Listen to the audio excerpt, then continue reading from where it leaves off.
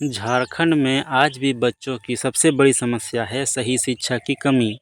साल 2020 में झारखंड ने नई शिक्षा नीति यानी नेप लाने का ऐलान किया था, लेकिन झारखंड में यह अब तक लागू नहीं हो पाई है। सवाल यही है कि आखिर कब तक इंतजार करना होगा। अगर यह शिक्षा नीति लागू होती तो झारखंड के बच्चों को कई बड़े फायदे मिलते। सबसे पहले, मातृभाषा में शिक्षा। इसका मतलब है कि 5वीं तक बच्चों को उनकी अपनी भाषा में पढ़ाया जाएगा।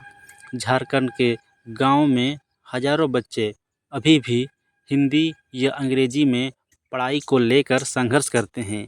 कई बार वे सवाल समझ ही नहीं पाते और इसी वजह से पढ़ाई बीच में छोड़ देते हैं। लेकिन अगर मातृभाषा जैसे सांथाली, हो, मुंडारी, नागपुरी या अपनी लोकल बोली में पढ़ाई होगी तो बच्चों के लिए पढ़ाई आसान होगी, उनकी जड़ें मजबूत होंगी और ड्रॉप आउट भी कम होंगे। क्योंकि शिक्षा तभी असरदार होती है जब वह बच्चे की समझ की भाषा में दी जाए। इसके अलावा छठी कक्षा से ही बच्चों को स्किल और कामकाज की ट्रेनिंग मिलेगी। बोर्ड परीक्षा आसान और सोच समझ पर आधारित होगी, सिर्फ रटने पर नहीं। कॉलेज में एंट्री एग्जिट सिस्टम होगा, यानी 1 साल में सर्टिफिकेट, 2 साल में डिप्लोमा और 3 साल में डिग्री। डिजिटल लाइब्रेरी और ऑनलाइन एजुकेशन से गांव-गांव तक पढ़ाई पहुंच सकती है। इतने फायदे होने के बावजूद झारखंड के बच्चे इससे वंचित हैं।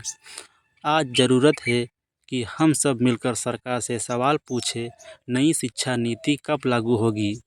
झारखंड के बच्चों को कब मिलेगा उनका शिक्षा का अधिकार? क्योंकि जब तक शिक्षा मजबूत नहीं होगी, तब तक झारखंड का भविष्य मजबूत नहीं हो सकता।